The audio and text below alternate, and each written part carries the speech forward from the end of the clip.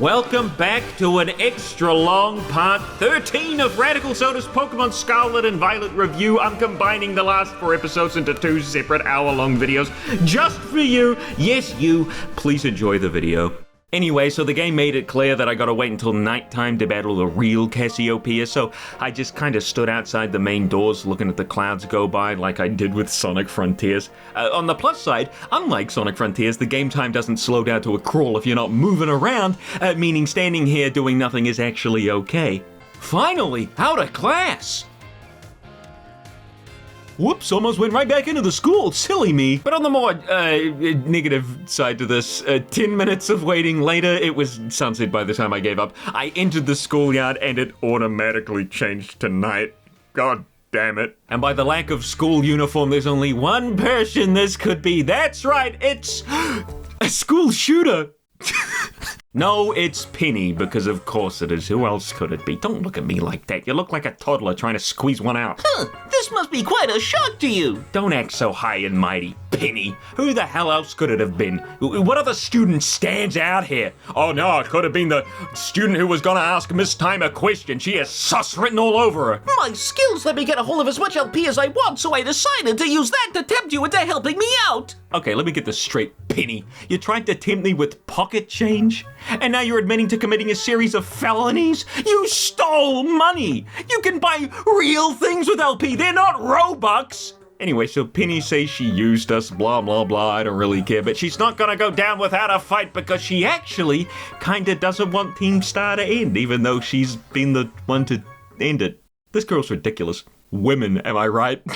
Why not just have the same rule as the other Team Star members, where in order to step down, you gotta be beaten in battle? Anyway, I declined the battle, for funsies, I guess, and the game didn't like that at all.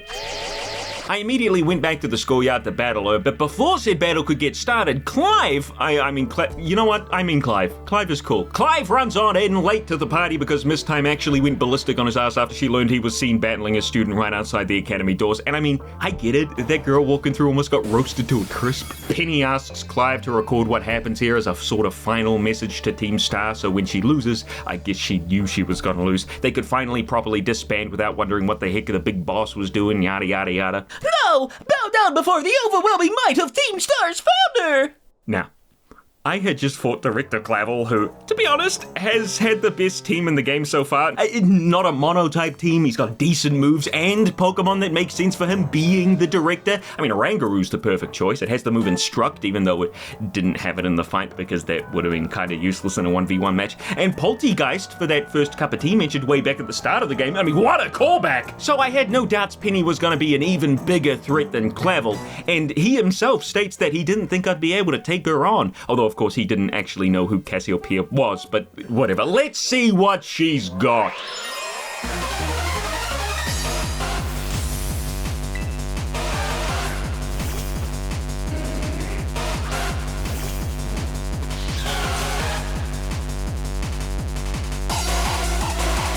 Oh my god.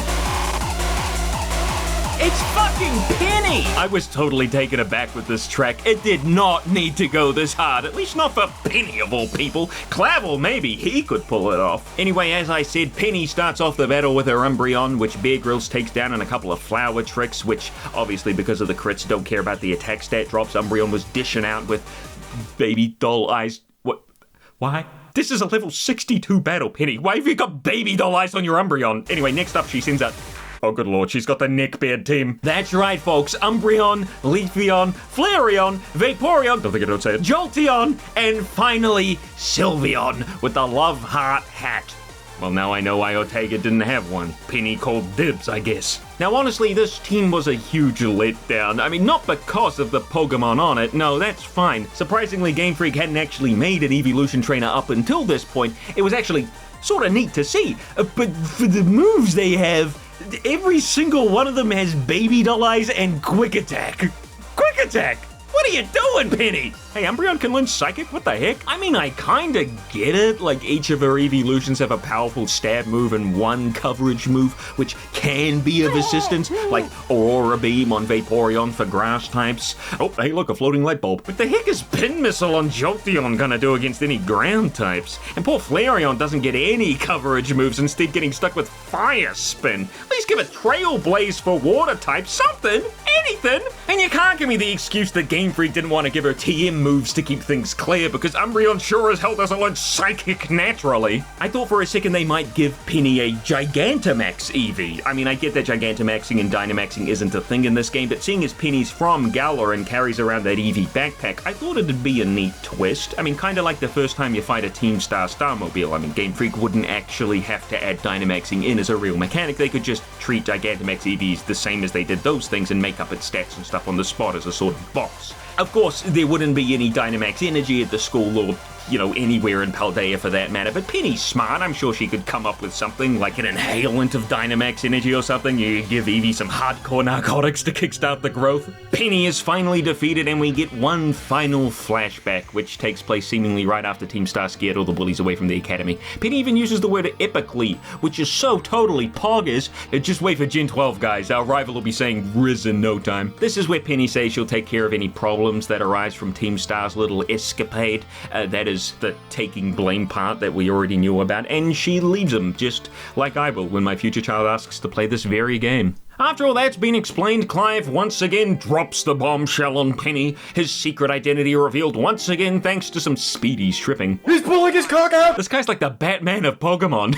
And then he drops yet another bombshell, just like bombshell number 47, and suddenly the rest of Team Star is here to have a lovely little cutscene with Penny where nobody talks and it's a little awkward because of that. But they give a salute and a goodbye to Cassiopeia and a big hello to Penny, their new friend, which I thought was quite sweet. A really nice ending to what I consider the best quest in Scarlet and Violet, aside from Penny. It's all pretty good stuff, you know, if you forget about the unfinished nightmare the game actually is, but the characters and the text that comes out of their mouths, decent stuff, especially for a Pokemon game. Clavel undoes his whole expulsion thing he was going to enforce on Team Star. I mean, learning about all their plights and what they've been through before he was anointed director really opened his eyes, meaning Team Star can stay at the school and they can all live happily ever after and hang out with each other and stuff. But Clavel's not done just yet. Your protracted truancy, your brazen customization of the school uniforms, your unauthorized usage of academy equipment, your reckless modification and jeopardous driving of Pokemon-powered vehicles. Need I go on? Your flagrant disregard for school rules cannot simply be overlooked. Need I go on? Clavel's sexy as hell. Is that a nipple? Clavel's the best character in the game. No freaking contest, man. What an absolute spectacle of a man. Somehow he also finds a way for Team Star to both pay their dues and stay as Team Star at the same time, essentially converting their bases into training camps for budding Pokemon trainers of the Academy, with the bosses at the helm helping them learn and grow as trainers. Is there nothing this man can't do? We have a little chat in Clavel's office about the whole ordeal we just went through together, me and him side by side, best buds, cool as heck, and Penny pops in to let Clavel know she's been breaking the law and stealing money. Clavel, as always, cool as a cucumber, says, "I don't know nothing about this, I'll let Gita know." And then Penny rots in jail for the rest of the game. She uses her one free call the prison gives her to ask us to meet her near the bottom of the school steps. Guess the guards just couldn't contain her. Probably used Quick Attack to get out of there. Nah, turns out Penny's a wonder child and the league isn't gonna punish her as long as she helps them with some techie stuff. All's well that ends well, I suppose. Penny runs up the school steps. Damn, she must have some legs. And that's Starfall Street completed! Finally! Technically, the first quest to be completed, seeing as I haven't beaten the Elite Four yet and Arven's still waiting for me at the lighthouse. Overall, I really liked the Team Star story. It was different from the regular evil team story in a Pokemon game and actually a little bit relatable. I give it 5 stars. As I said before, Arven's still waiting for us at the lighthouse, and I'd like to leave the Elite Four until last, seeing as that's usually the final thing you do in every other Pokemon game. Gotta keep the tradition alive somehow, right? So it's time for our rematch. Now that I'm at a similar level to Arven, it's a much fairer fight. Greedent goes down to Bear Grylls. When Scovillain comes out, I expertly swap into Screamy Dog for the free defense boost, and then quite promptly die anyway as Double Edge ain't quite doing it. Was that the Johnny Test whip crack sound? Look, I love Screamy Dog a lot, but you know, it's not a super good Pokemon when Ortega has one on his team. Hey y'all, Scott here finishes off Scovillain with a mono wing beat, but obviously can't do much against Garganacl, so Bear Grylls comes back in to get Stone Edged and nearly die. Thankfully, a busted ass flower trick is enough to take it down, and Toadscruel's next up on the chopping block. Easy ass U-turn because Bear Grylls is fast as balls, and Snow Halations are next. For some reason, I'm not sure why I did that. I think I still thought Toadscruel was a poison type. A Cloyster doesn't have any special defense, so I know that a Psychic will easily take care of Light Screen. Well, I'll be Arven, you cheeky sneaky. I realized that instead of throwing out Cloyster, Arven could have swapped into Mabostiff, which would have absolutely clobbered Snow Halation, but you know how these story battles are, not allowed to pull out the ace until all other Pokemon have been defeated. Speaking of, here's Mabostiff! It decided to sneak a U-turn in there for a bit of easy extra damage while Mabostiff takes the bait for a play rough, although I think I was trying to get him to use a fighting type move he doesn't actually have. He does, however, have Psychic Fangs, which is great for any fighting types, I suppose, and play rough. He's got play rough. I suppose having coverage for other dark types is also a good choice. Did I really just paralyze Mabostiff? Don't you think that's a little fucked up? Anyway, the light screen wears off, so a dazzling gleam from Code Radical is the final nail in the coffin, is the last hit that defeats Mabostiff. Arven, upon defeat, looks absolutely devastated, but his dialogue confers no such thing. Couldn't have given him like a slightly more upbeat defeat animation for this Game Freak? I mean, I get he was a little edgy at the start of the game, but he very quickly warmed up to us, and also so close, Mabostiff. Arven, I don't know if you remember this, but you kicked my ass like half an hour ago. Despite our fruitful battle where Arven's dog ended up in a wheelchair again, he admits we might need a bit of extra support when we head down into Area Zero. Apparently the Pokemon in Area Zero are super strong, and there's all sorts of weird machines there too. Two more people, he thinks. A champion-ranked trainer and someone who's good with technology. Boy, I wonder who he could possibly be referring to. Funnily enough, the game does let me mention Penny here. Surprised they actually added in a dialogue option that leads to, you know, different dialogue. Even more surprised that Arven's heard of what happened to her. It went down like 5 minutes ago, and he's been standing here the whole time. Maybe with binoculars? Anyway, Arven books it back down to the path to the school, I guess, leaving us with the task of finding both Penny and Nemona. I think at this point I gathered that in order to recruit Nemona, I'd have to beat the Victory Road quest alongside the Team Star one, so off I went, right on back to Victory Road, ready to retake that test. Funnily enough, the champion, La Primera, was standing right outside the building. Well, this'll be easier than I thought. Let's go, bitch! Rika, of course, is waiting for us in the lobby, happy to see we have all 8 badges this time. Same old questions as before. How did we get here? I mean, this time I flew, no glitches needed. Next up, please tell me the name of the school you were enrolled in. Uh-oh. What brings you to the Pokemon League today? I'm here to give Geeta a big sloppy kiss. What do you think I'm here for? What do you intend to do if and when you become a champion? Battle Nemona? I don't think she'll be much trouble, to be honest. Getting even stronger is probably the most accurate. I might have to do the DLC after all. Which of the gyms gave you the most difficulty? Well, that's easy. It was the Psychic. Oh, crap. Where's South Province Area 6? I just kind of guessed Glacido, which I think is actually Grush's gym, you know, Mount Glacido. And while now I look at this footage and I can at least kind of put together the towns based on what I remember now, back in my first playthrough, you might as well have just put a bunch of random letters together to make the names. It didn't help when Rika asked the name of the gym leader there. Fucking sidelined me with that one. I picked Tulip because I thought I might have accurately picked her town, but Rika immediately ended the interview, wondering how on earth I messed up the town names. Rika, girl, they're all funky words, like Moss Deep I could remember, Suitopolis, that's fine. I know the words moss and suit. How the heck and hell am I gonna remember Karaskarafarig? Well, looks like I didn't get in. Too bad, I guess. What the hell was that town's name? Alphanada? Who the hell's gonna remember Alphanada? Game didn't even let me know when I walked in. That's on you, not me, game. Thankfully, there's no limit to how many times I can take the test in a single day, meaning Rika saw me walk outside and through the glass door see me check my phone and then walk straight back in. Was ready for the last few questions this time. Alphanada and Julep, and Rika's pleased I remembered. But do you remember which type of Pokemon Tulip used? Are you kidding me? How could I forget about the wonders of... Give me a joyful smile! What was the category of the Pokemon you chose to be your first partner? Or was it the duck? Oh, the cat, right! Next is the final question for this interview. Do you like Pokemon, Mr. Soderbergh?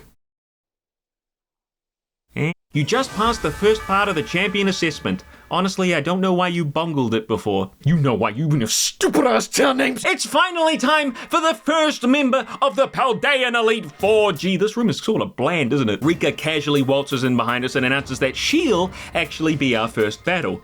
What type does she use, though? Oh, hello. Rika is a ground-type user, and while Whiscash probably would have been a good intro if I'd sent out a water-type Pokemon, Bear Grylls is more than capable of dishing out a one-hit knockout. Also, the Whiscash is level 57, so I'm not sure how quickly the levels will increase further we get into the Elite Four, but I think I might be at a balanced level for this, maybe? Next up is Camerupt, a fire ground-type, so obviously I can't be keeping Bear Grylls in here. I forgot this is Camerupt we're talking about. At least past me remembered how terrible it is. Donphan's up next, and you'll never believe how I defeated him. Sturdy! Poison Jab! You're telling me this man's got 120 base attack, but that's the best he could do? Dugtrio's out after Donphan, and despite its only saving grace being its speed, Bear Grylls clears it no problem and one-shots its ass. And it's time for Rika's ace, Clodsire.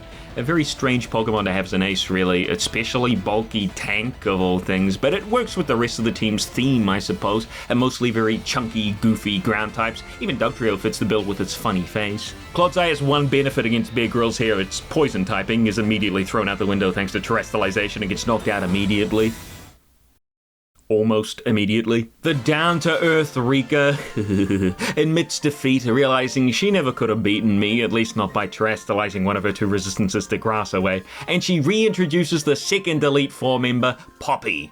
Which means we're stuck in this boring-ass room for all the fights. Great. I was kind of hoping the panels on the wall would at least change color to match the type of the Elite Four member I was facing, but no such luck. But before we fight Poppy, I'd like to mention the music real quick. Elite Four music is generally pretty good, intimidating, but still having a good tune to bop to. I mean, some better than others. Gen 5 really stand out in that regard, but Gen 7 sounds more like a battle with Giratina.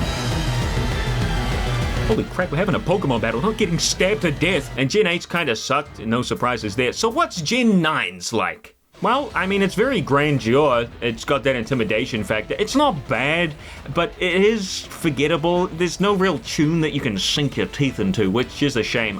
While recording this right now from the script, I can't remember it at all. Anyway, on to Poppy. At this point, I wasn't really sure what type she had, so I just kept Bear Grylls out in front to be safe. A U-turn and all. Poppy sent out Copperaja first, meaning there was no way to get confused about the typing. Copperaja's here to set up Stealth Rocks, however, after I got Microsoft Sam out, I wasn't too worried about them. Oh, that's a flying type. Never mind. Bronzong, decent Pokemon to help deal with fighting types and set up screens. Doesn't matter. Magnezone's up. A Sturdy helps it out for a bit, enough to set up Light Screen. Probably should have done that a while ago, Poppy. And her very last Pokemon is Tinkaton, which makes sense. And now because of Light Screen, Microsoft Sam's flamethrowers are now doing half damage, so it's not nearly enough to take Tinkaton off the field. And with Stone Edge being her move of choice, there's not much Sam here can do before it's knocked out next turn. Oh. Right, I can change types at will. Now that Stone Edge is doing half damage, Microsoft Sam easily picks up the win. I realized while going through all of this again, Poppy doesn't really have a single Pokemon to counter fire types. She's got moves to hit him hard, sure, but one little flower hat on Sam here and her whole team folds like Arven's dog's back legs. Poppy admits defeat also. I mean, hard not to when your whole team's been on essentially the same journey as a bit of iron ore in a Minecraft furnace. And she introduces the next Elite Four member. The hell is he doing here? Turns out being a gym leader doesn't pay well. Agita's absolutely shafting these guys, and Larry's taken up a second job as an Elite Four member. Originally I thought this was kind of lazy, but looking at it now I could really see the humor in it all. The mystery Elite Four member, you have no idea who it is, and then finally you get here, and after all you've been through, it's just Larry again. It's great. It just works. I was thinking Larry would be just using normal type Pokemon again, so I mean, Bear Grylls has come this far, right? But no! I mentioned before that Staraptor was a little nod to something we'd discuss later, and the time is now! Larry is both a normal type gym leader and a flying type Elite Four member. Not that he enjoys it. Funnily enough, his flying type Pokemon are the furthest thing from Larry's aura. Instead of boring regular flying types like more Route 1 birds, he instead has interesting and colorful Pokemon here, like For example, Tropius, who's no longer hovering in the air like one of those taxidermy drones, instead planting his feet firmly on the ground. Which does make his invulnerability to the ground a little bit weird. I mean, as it does for all other standing flying types. It would be good, however, if Game Freak added a little animation for when flying Pokemon dodge those sorts of moves. Would be a neat little touch, I think. Consider the move just not going off. Anyway, I decided to get Bear Grylls out of there. I mean, acrobatics could have KO'd, but I wasn't risking it. Should have, but I didn't expect an actual sit-up move from Tropius here. Scott came in with a lovely Electro Ball present, and at this point the best flying type move he knew was still Dual Wing Beat, which on him is still just rotten. Staraptor's up next, which meant obviously it wasn't Larry's ace this time, unless he had a small brain fart over there from being so overworked. Also, it's the only Pokemon that Larry kept from his normal team, meaning it also kind of doesn't suit the thematic he's going for here, unless the bright red Pompadour is enough to make it, you know, into this team and, you know, at the bare minimum. Either way, it's nice that he included it. Not so nice he sent it out here, though, specifically, don't know why he did that. Altaria's up next. That makes more sense, you know, dragon typing, resisting electric and all. Maybe they should have given Larry a Gliscor to really stick it to those electric types. Of course, Gliscor didn't exist at the time. What a great game. Altaria goes down because it's Altaria, and that's terrible, and Larry sends an Oricorio. Nice to see it's getting a bit of representation. Unfortunately, though, for Larry, he forgets all about Scott's ability, Volt Absorb. I feel Elite Four member Larry, of all people, probably should have known about Pokemon abilities, and Oricorio goes down because it, like Altaria, is the Pokemon that it is. Larry's final Pokemon, average flamingo lawn ornament for the average man. Makes sense, I guess. Flamingo gets a free turn thanks to the Hyper Beam recharge turn, almost knocks out Scott with a close combat. Although it is close combat. What? Does this thing not have any coverage moves? Throat Chop and Liquidation! And you use close combat? Hang on, Miss Times prepared me for this one. Okay, close combat at 120 power, plus stab, 180, half a resistance of 90, liquidation, base 85. Oh. Forgive me, Larry, after the great Volt Absorb debacle, I lost faith in you. Because of the special defense drop from close combat, Flamingo doesn't stand a chance to Electro Ball, going down in one hit. So far, the Elite Four's been really underwhelming. I like the team themes, don't get me wrong, but the Pokemon themselves are either kind of weak or the AI doesn't really know what to do, sending out weird picks and using moves when they really shouldn't be. I'm sorry to rub it in, Larry. Honestly, at this point, I'm only interested to see how they fare in a Nuzlocke run. Larry introduces the final Elite Four member, which of course we know is Mr. Hassel. He doesn't do a very good job. But let's not get ahead of ourselves. He waddles into the room and it's finally time to take on the best art teacher and best dragon trainer in the whole region. There's not a lot to pick from. You know, now that we've seen all the main trainers in the game, we can start to build a picture of what types have been used. Bug, Katie, Dark, Giacomo, Grass, Brassius, Electric, Iono, Fire, Mela, Water, Kofu, Poison, Ninja Guy, Normal, Larry, Flying, Larry, Psychic, Tulip, Ghost, Rhyme, Ice, Grusher, Fighting, Eerie, Fairy, What's-His-Face, Ground, Rika, Steel, Poppy, Dragon, Mr. Hassel, which only leaves one type left, actually. I'll give you 5 seconds. Time's up. It's Rock. This means either Gita's got a bunch of rock types or Miss Time blasted through the Elite Four before us like Gary in Red and Blue. God, wouldn't that have been a twist? It was actually pointed out to me a while ago that the Elite Four members share the same typing as the Titans. Larry is Flying like Bombardier, Poppy is Steel like Orthworm, Rika's Ground like Great Tusk, and Mr. Hassel is Dragon like Tatsugiri. Of course, that still leaves Clorf, so, you know, point still stands. Mr. Hassel's ready to put up a fight and sends out Noivern first. Pretty weak entrance, I gotta say. Not as a, you know, Pokemon, but type-wise. Vulnerable to every single one of Dragon's usual weaknesses, Fairy, Dragon itself, and especially Ice-type. And it's not even here to set up or anything, it's just an attack-style Noivern. Code Radical does almost go down due to Noivern's speed, but manages to knock it out, plus the Hexorus that comes out immediately afterwards, and then the classic underrated Dragalge that comes in after that. And then the Flabble after that. Gee whiz, Hassel. But the new Pokemon Baxcalibur enters the fray and slides on its head to knock out Code Radical. Okay, let's talk about Baxcalibur before I forget, and its pre-evolution as well while we're at it. You remember the weird little frog in the mountain I blasted to smithereens a little while ago? Well, it evolves into Arctobax, which sure is a middle evolution if I've ever seen one. It's little bald, to be honest. It's got a cool ability in Thermal Exchange, which boosts its attack if hit by a fire-type move, and also it can't be burned. These abilities are getting better and better over time. I mean, whatever happened to something simple like Water Veil? But as a Pokemon itself, Arctibax isn't really winning any awards, at least from me. Baxcalibur, on the other hand, is like a big Arctibax, so it still isn't winning any awards. It looks a little under-designed, like they made the base body shape and then just added parts onto it kind of randomly. Like the scales on the front, the weird red Wolverine claws, the plate on the back. It all seems kind of mishmashy, and he's still bald. At least he gets Glaive Rush, which is a strong dragon type move that leaves Baxcalibur open after use, meaning the opponent's next move deals double damage and can't miss, which seems kind of bad in comparison to other signature moves we've seen so far. But on a Pokemon with 145 attack, I guess it doesn't matter if your opponent does extra damage to you when they're dead. So that's Mr. Hassel done. I mean, everyone's happy I made it this far, maybe except for Larry. I don't think he really cares. But there's one last challenge. Rika warns us of Gita, her strength knowing no bounds, able to strong-arm each and every Elite Four member into becoming Elite Four members. Apparently nobody wanted to be here. It's not just Larry. Rika literally says, "You won't find a mightier champion." Well, holy shit, I fought Cynthia. Mightier than her? Maybe Paldea's got some fight left in it after all. Gita congratulates us on making it this far, but she warns us she has an inappropriate trait for a league chairwoman and top champion. She is utterly incapable of holding back. Apparently, nobody in the recent past has actually managed to beat Gita, meaning there's not been any new champion ranked trainers for a good while. But she believes you, us, we, might just be able to stand a chance.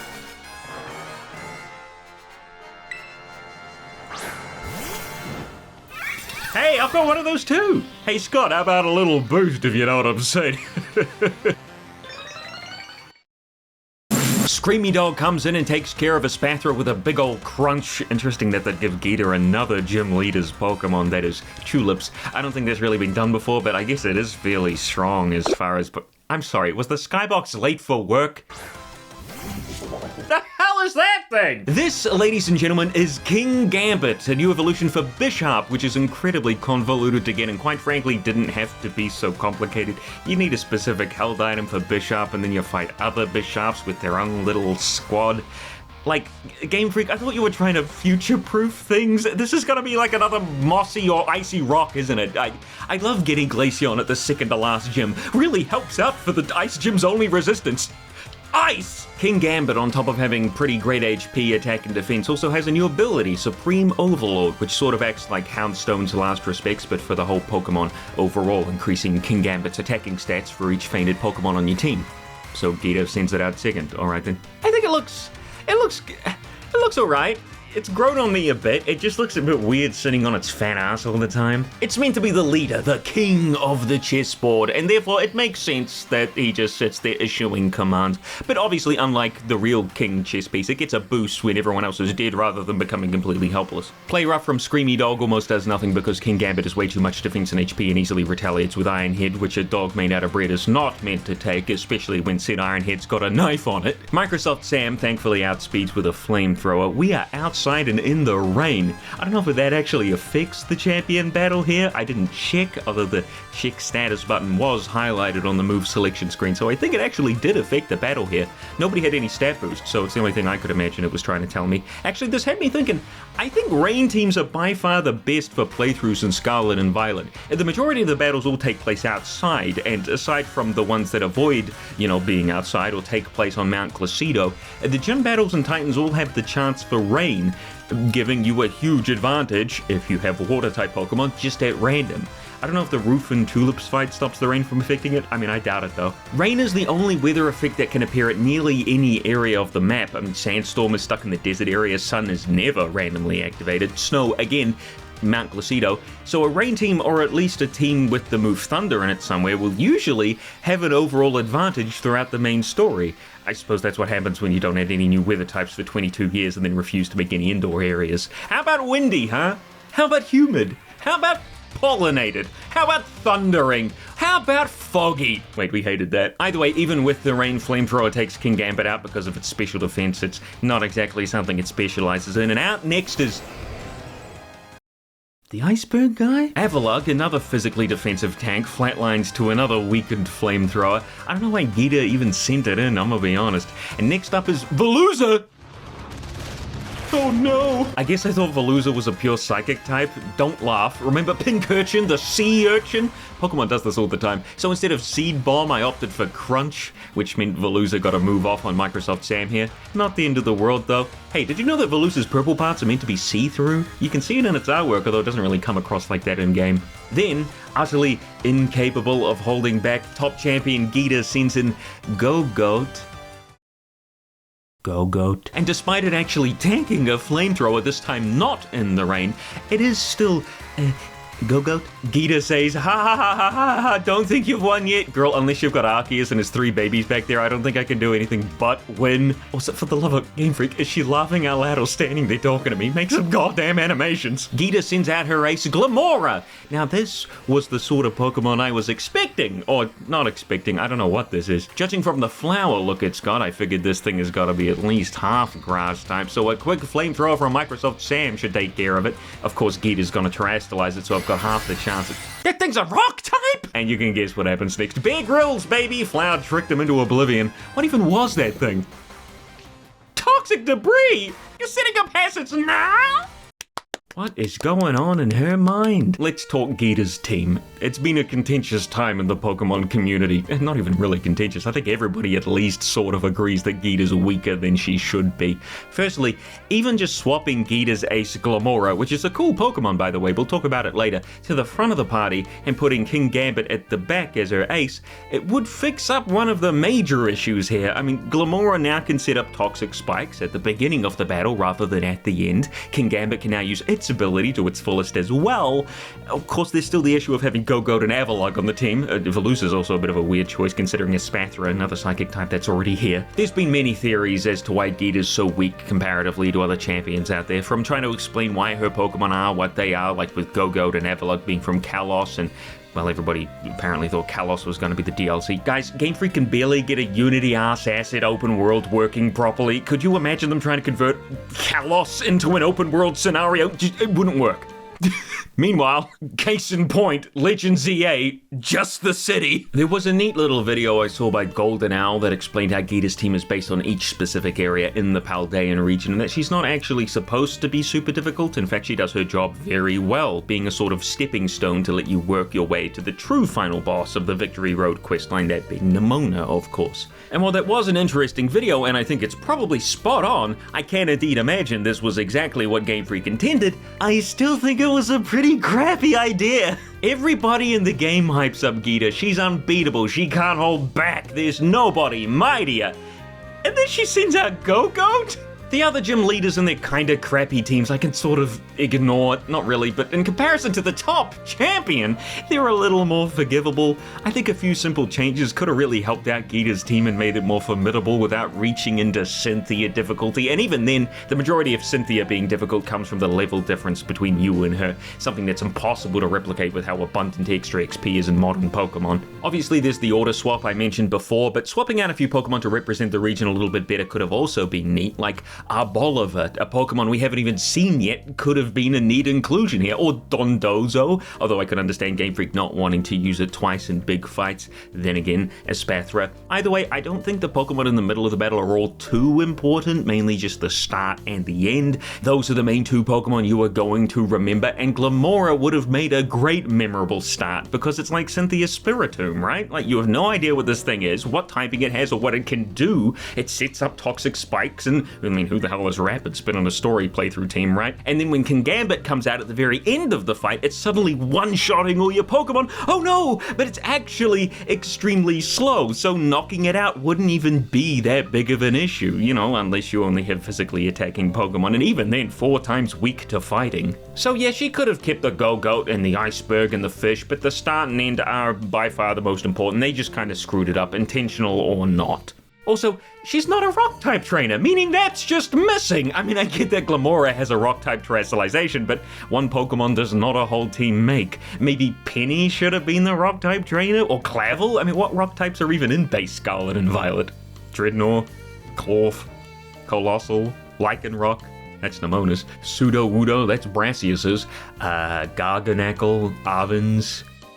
Stonejourner? Well, no use crying over spilt salt. What it is what it is. And after a fought battle, the 4 elite members as well as Geeta congratulate me on a job well done. Even Larry, what a swell guy. And of course, once we put our Pokemon into the Hall of Fame, I'm sure Nemona will be eagerly waiting for a bet. Where's the Hall of Fame? Where's the goddamn machine I put my balls in, Game Freak? Geeta, you screwed me again! Yeah, no, apparently Game Freak forgot about the Hall of Fame this time. Not even a lineup like in Sword and Shield, man. How disappointing. I get that the champion here isn't the ending to the game or even the Victory Road questline, but I always enjoyed seeing each of my team members show up to, just represent how far we've come. Oh well, not surprised it's gone, add it to the list. I will say now that we have finished the battle, Geeta's champion theme, while not being extremely memorable upon, the first visit, it did grow on me quite a bit. I love the instruments used as well as the tune itself. The Pokemon Masters remix is also great, if not way too short. A 1-minute loop isn't enough, honestly. It's a good song. Geeta joins us to meet up with Nemona back at the entrance, and surprise, surprise, she wants to battle! Didn't see that one coming. After forcing me into a lifelong best friend contract, she wants to fight right away, but Geeta,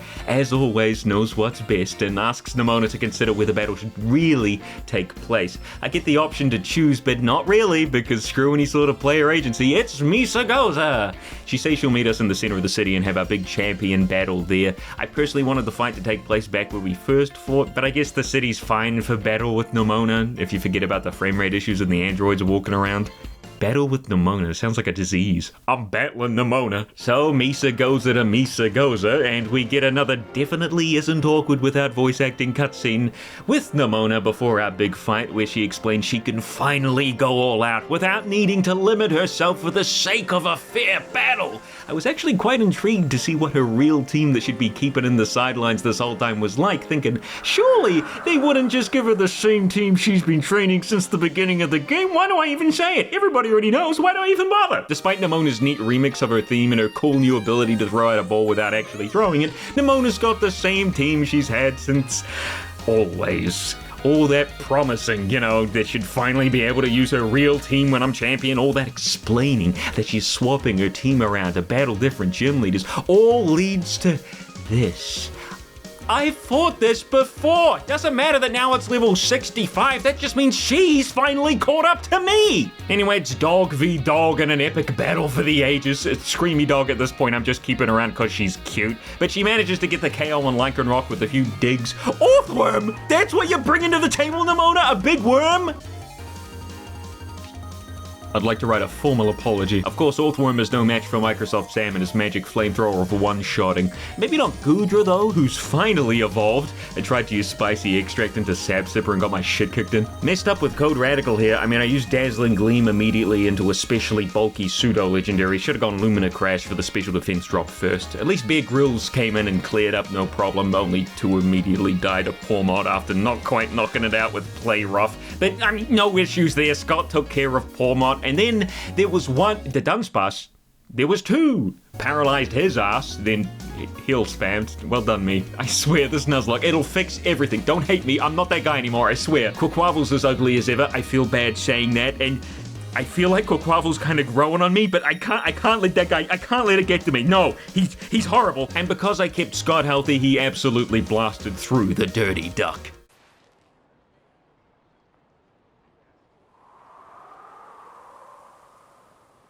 Don't let that Drifloon Poppy. Nemona's finally beaten for real this time. Just forget about all those max potions. And honestly, she seems relieved. She's just happy she can finally have a goal to strive toward. Holy crap, Geeta's hair is gigantic. You could hide a milk tank in there. She can finally have a goal to strive towards. That is beating you. What Pokemon Pokemon should I bring out this time? Decisions. Oh, I've got it. How about the exact same team? Now that all 3 quest lines are done, Arven gives us a little call and tells us he's found 2 people willing to make the journey into Area 0. I wonder who they are. He's waiting at the entrance to Area 0, you know, the spot next to Medali with the gate I tried to clip through, so that's our next stop.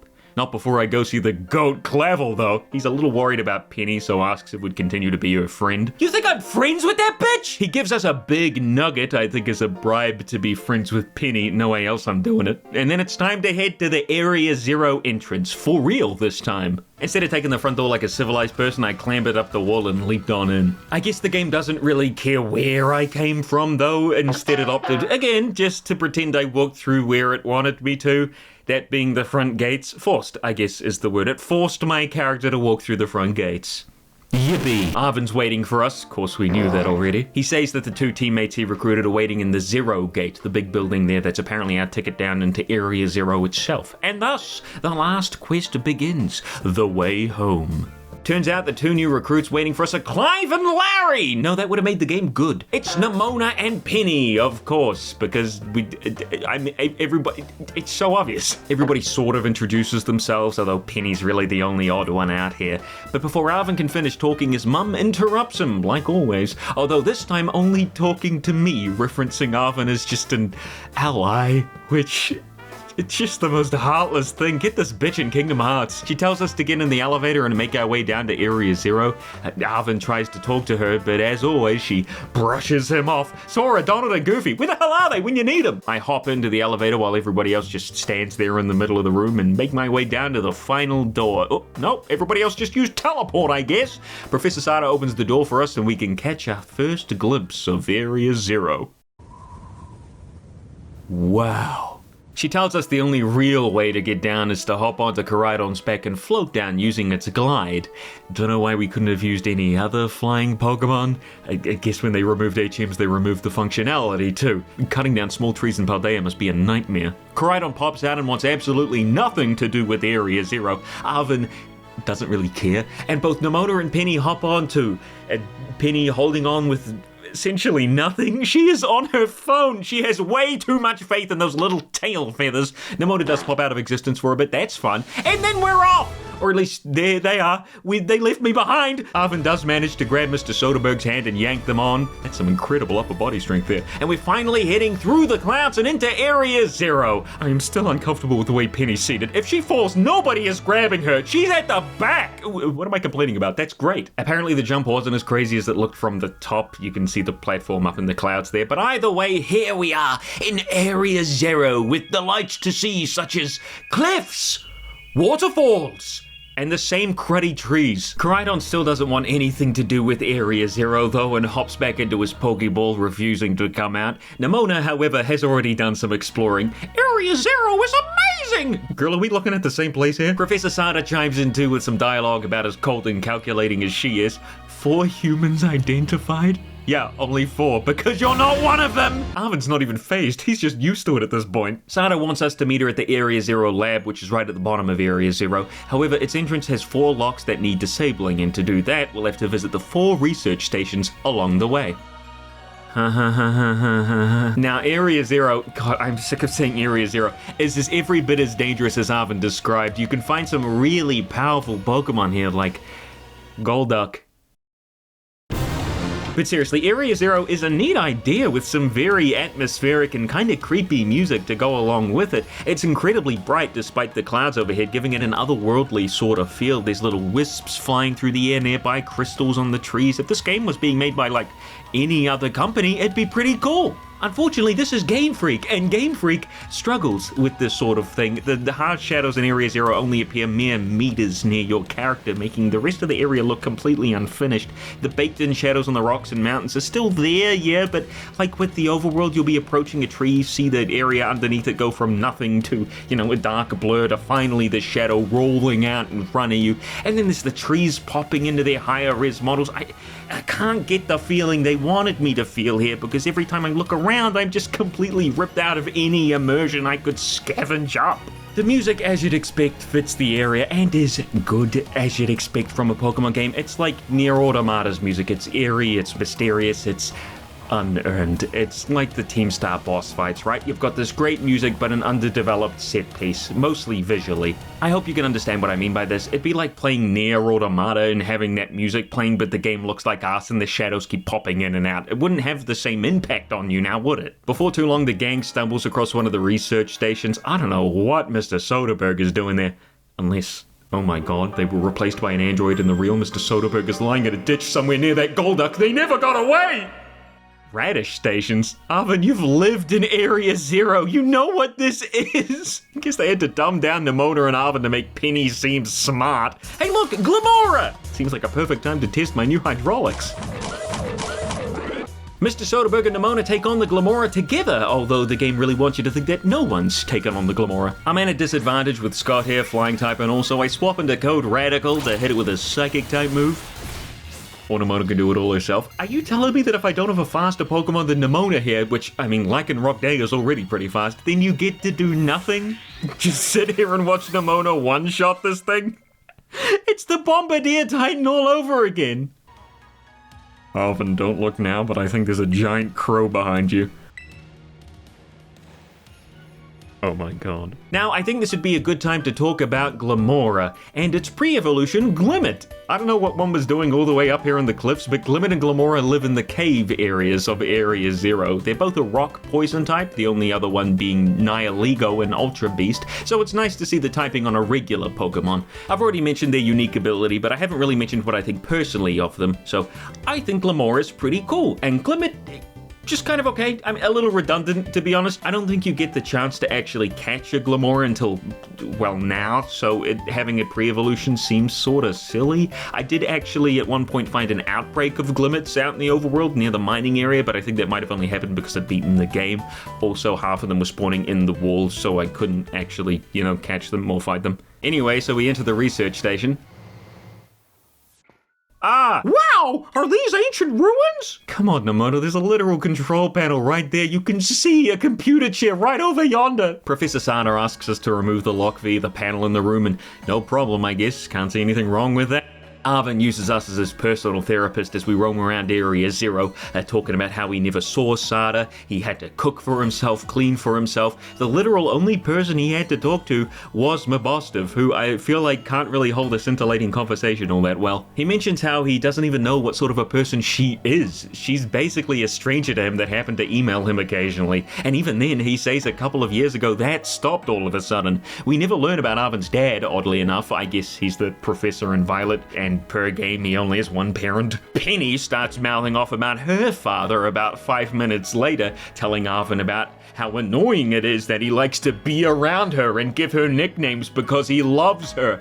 Right after calling out Nemona about tact 2 minutes ago. Did you just forget about Arven's mum? Don't worry, dude, I got you. I didn't forget.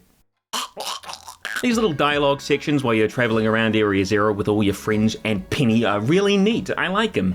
You can't do certain actions like throwing balls or opening your menu while the text is there, but I sort of get it. Although if a shiny Corviknight showed up or you were stuck in one of these and flew away, you'd be more than a little bit miffed. I accidentally went the wrong way, so the game teleported me back to the research station, although the excuse it gave didn't really work. You hurried back to the others so you wouldn't get separated. Yeah, good thing I did. I don't know who the heck these guys are. Before too long, Research Station 2 came into view. Hey look, a Venomoth! I haven't seen one of those in a long time!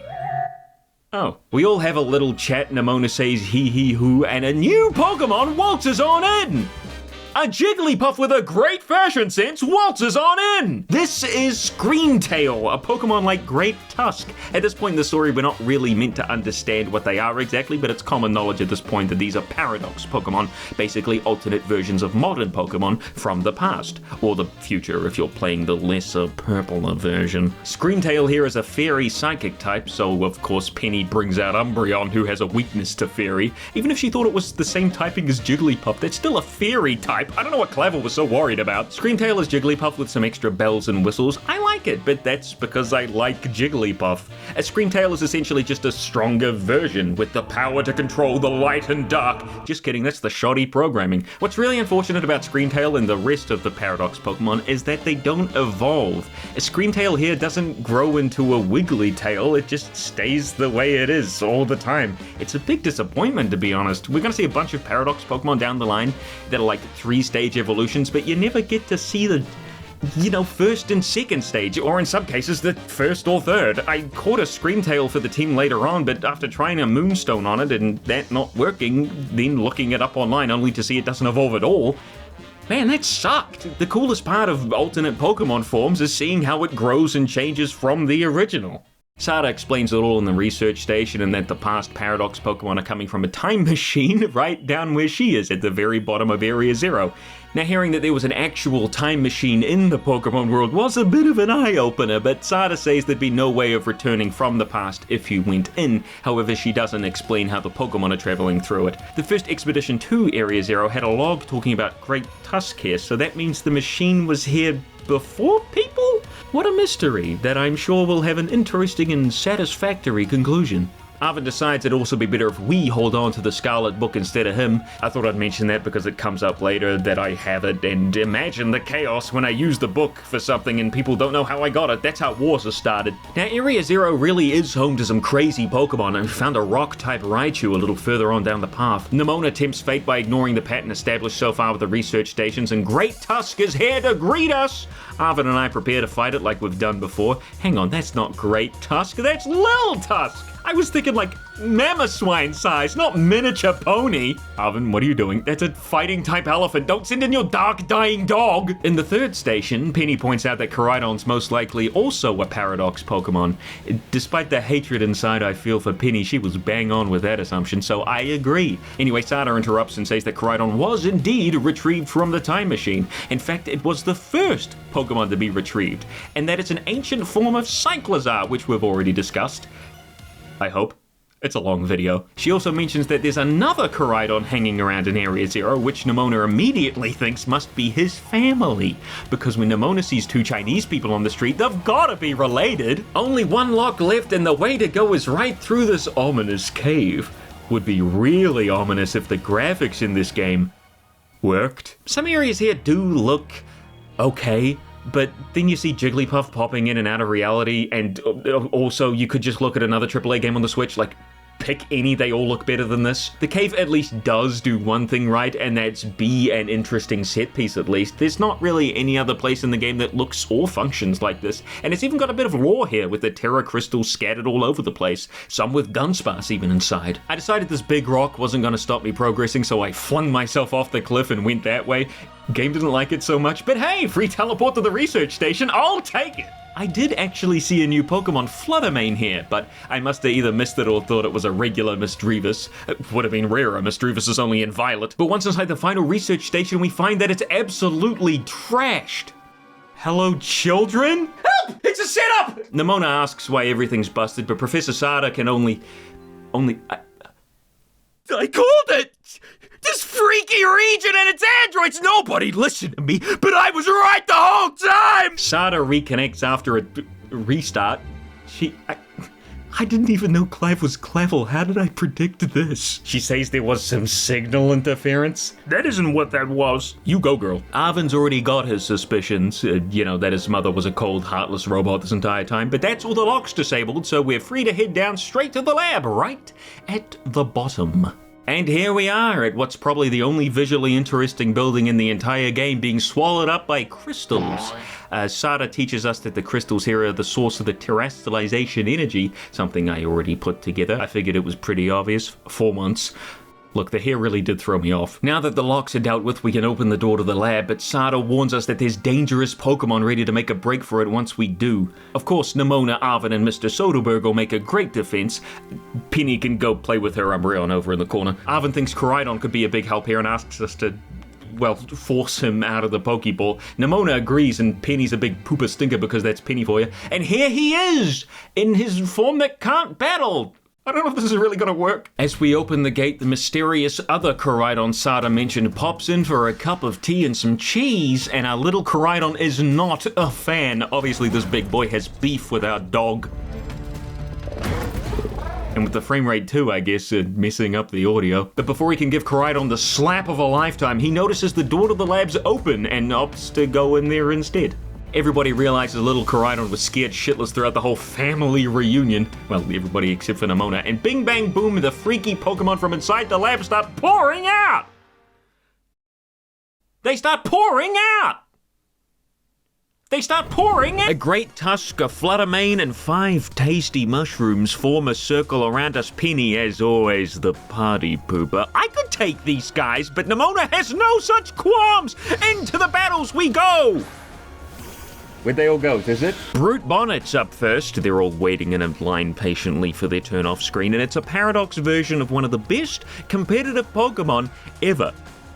I'm serious. Brute Bonnet does have some of the same moves as Amoonguss, like Spore and Rage Powder, but Brute Bonnet's stuck with the dark typing instead of poison, meaning it gets hit hard by other strong meta Pokemon. Psychic types are apparently kind of bad and competitive at the moment. It also doesn't have the same ability as its Unovian counterpart, as every single past Paradox aside from Koraidon has Protosynthesis, which is a funny little wordplay on photosynthesis. Basically, the Pokemon's highest stat will increase by a bit in the sun, which doesn't help out Brute Bonnet as much as, Amoonguss's abilities do it. However, even though it's not beating its S-tier cousin in competitive, we don't care all too much about that. We're here for the design, and Brute Bonnet, I will say, looks better than Amoonguss, at least to me. I like the hanging leaves? Is that leaves? Do mushrooms grow mushrooms don't grow leaves. And I like the little legs it's got going on. Love the sharp mouth or beak. I think it's neat. Another neat Pokemon, and unlike the Shroom from before, a complete menace in competitive play, at least at the time. This video has taken a long time to come out. It's what happens when you min-max stats like crazy. It's Fluttermane. This is a very strong Pokemon.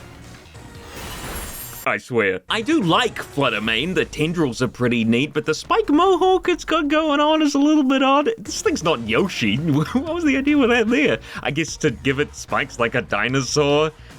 Past Paradox Pokemon. Either way, it's cool. I mean, I like Miss Drevis and Miss Magius. As I said before, there's no evolutions for these Pokemon, so it is a bit disappointing we don't get to see what a Paradox evolution would look like, but whatever. Now that everybody's occupied with battling all the Paradox Pokemon, it's up to us to head inside the lab to finish things.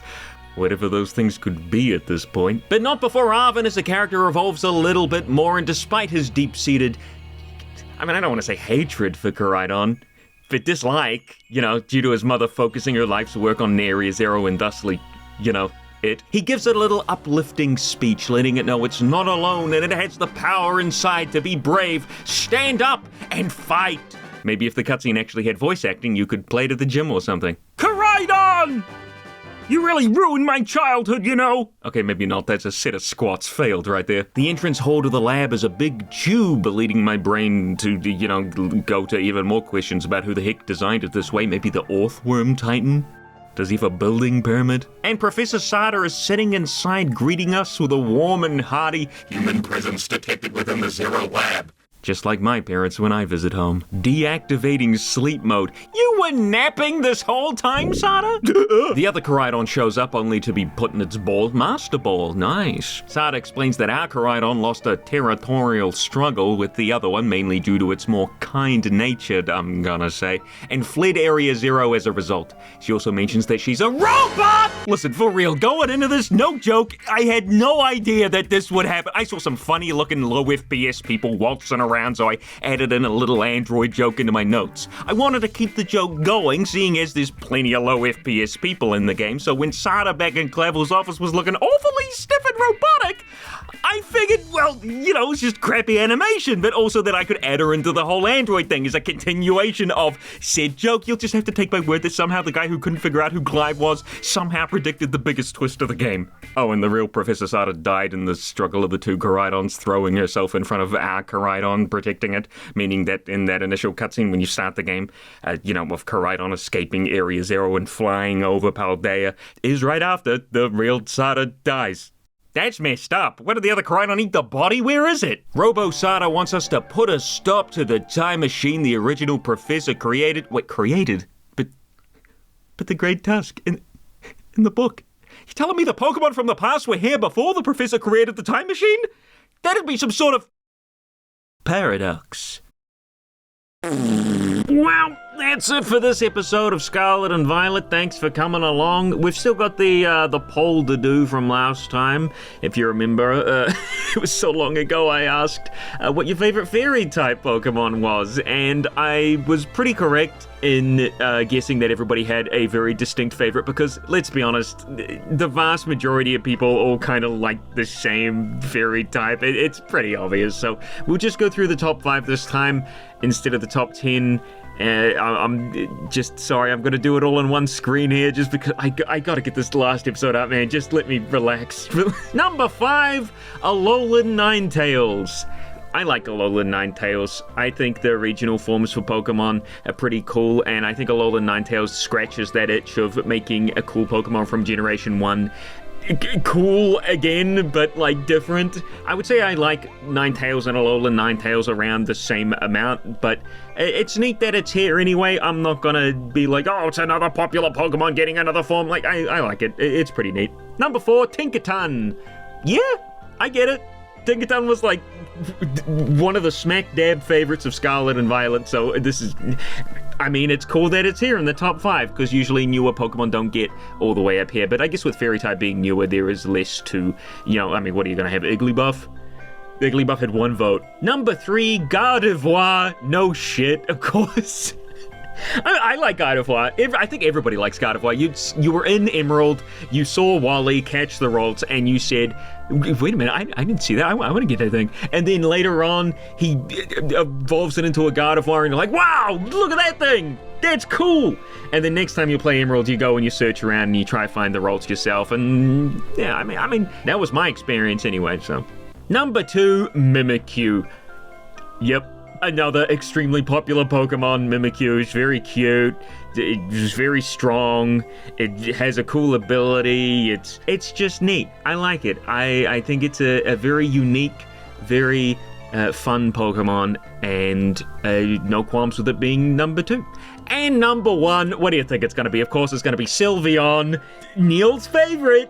And the majority of everybody else's favorite too. Of course, I mean, it was the very first fairy type to be revealed, but not only that, it's an evolution, and I think out of all the evolution fans, Sylveon has the most, and the most diehard, which I guess sort of makes sense. It is the quote-unquote, like, specialist of the bunch. So, I mean, I like Sylveon. I think Sylveon's cool. I figured it would be number 1. I didn't think Mimikyu would be number 2. But I figured Sylveon would be number 1. If you were curious about any other sort of rankings, right below Alolan Ninetales, there was Mawile, then Togekiss, Primarina, Mega Mawile. That's actually pretty cool that Mega Mawile got so high. Grimmsnarl, Whimsicott, Ribombee, Iron Valiant, and then Alcremie, my favorite. How the hell did Iron Valiant get above Alcremie? What the frick is even Iron Valiant? Oh, it's the Gardevoir Gallade thing. Alright, yeah, I still haven't gone over that in the videos. I will, in the very last episode. And right at the bottom, there was, of course, as I said, Igglybuff, Enamorus, and Tinkatink, each with 1 vote. I think Tinkatink only having 1 vote is probably just because the majority of people would have voted for, Tinkaton, and Tinkatuff only had 4, so obviously, like, Tinkaton is just it's still cute, so like, why would you pick Tinkatink when you can pick Tinkaton? I get it. Same thing for Igglybuff. I'm sure a lot more people like Jigglypuff and Wigglytuff. Jigglypuff probably a little bit more. It's shown more in media, like in Smash Bros, for example, in the anime. But Enamorus, yeah, I don't really like Enamorus either, gotta be honest. The forces of nature already were kind of ugly, but then they got cool forms, but then Enamorus's cool, quote-unquote cool form was that, so... well, that was fun. Thanks, guys, for coming along. I'll hopefully get this last episode out, and then we can get to work on other things. I've got some neat ideas. If you want to help support me, it's always very much so appreciated. Literally couldn't do this without the support. There's Patreon in the description. You can use my code RADICAL at GamerSupps to get 10% off. I drink that every day. I do recommend it. If you want to join the Discord, you know what? I'll put that link also in the description. It's mainly for streams, so come along and watch my streams. I do streams every Saturday and Sunday for me, so that's America. That's around 3 or 6 p.m. depending on whether you're on the East or West Coast. That is Friday and Saturday for you. And over in Britain, I'm sorry, I start streaming at like 11 at night. And for Australia and New Zealand, well, it's 9, 10 in the morning. A little bit earlier for Australia. So if you're interested, come along, play things like Sonic and Pokemon and anything and everything I can get my hands on. So, yep, very much so appreciate it. Thanks again. And bye. See you at the final episode.